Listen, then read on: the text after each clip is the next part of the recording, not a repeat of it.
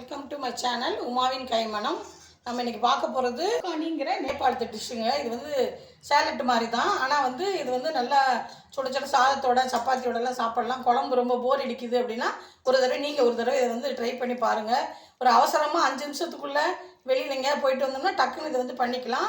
சாதத்தோடு சேர்த்து சாப்பிட்றதுக்கு ரொம்ப நல்லாயிருக்கும். இது எப்படி பண்ணுறதுன்னு வீடியோவில் போய் பார்க்கலாம். இந்த டிஷ்ஷுக்கு இப்போ என்னென்ன பொருட்கள் தேவைன்னு பார்க்கலாங்க. இதில் வந்து ஒரு 200 ml தயிர், ஒரு டம்ளர் தயிர் எடுத்து வச்சுருக்கேன்.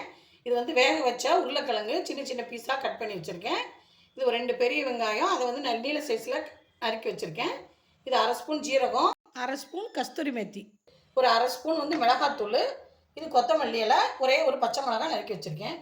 நம்ம ஃபஸ்ட்டு ஸ்டெப்பாக வந்து ஃபஸ்ட்டு வந்து தயிர் எடுத்து ஒரு நல்ல அகலமான பாத்திரத்தில் போட்டு நல்லா வந்து நம்ம வந்து கடைஞ்சி வச்சுக்கலாம்.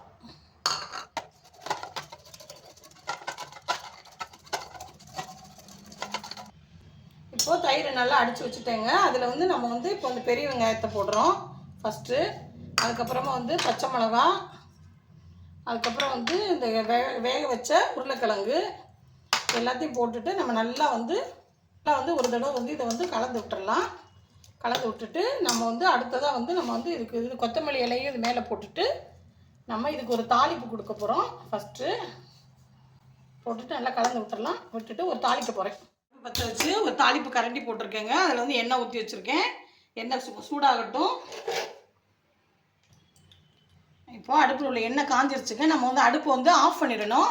ஏன்னா அதில் மிளகாத்தூள் போட்டோம்னா வந்து கருகி போய்டும். அதனால் அடுப்பு ஆஃப் பண்ணிவிட்டு 2 ஜீரகம், நம்ம எடுத்து வச்சுருக்க கஸ்தூரி மேத்தி, அதுக்கப்புறமா நம்ம வந்து கொஞ்சமாக எடுத்து வச்சுருக்கோம்ல ஒரு 1/2 ஸ்பூன் வந்து மிளகாத்தூள்,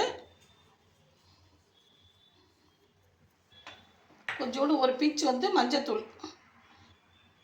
மட்டும் போட்டுட்டு இப்போ நல்லா கலக்கிட்டு இதை வந்து நம்ம வந்து ரெடி பண்ணி வச்சுருக்க டிஷ்ஷில் ஊற்ற போகிறோம். இப்போ இதை நல்லா கலக்கி விட்டுட்டு இப்போ இதுக்கு தேவையான அளவு உப்பு போட்டுக்கலாங்க.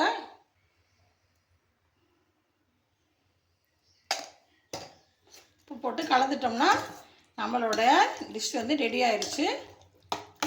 நம்ம வந்து சுட சுட சாதத்தோட சப்பாத்தியோட சுக்கா ரொட்டியோட சாப்பிட்டா ரொம்ப நல்லாயிருக்கும். நீங்களும் ஒரு தடவை ட்ரை பண்ணி பாருங்கள். தேங்க்யூ.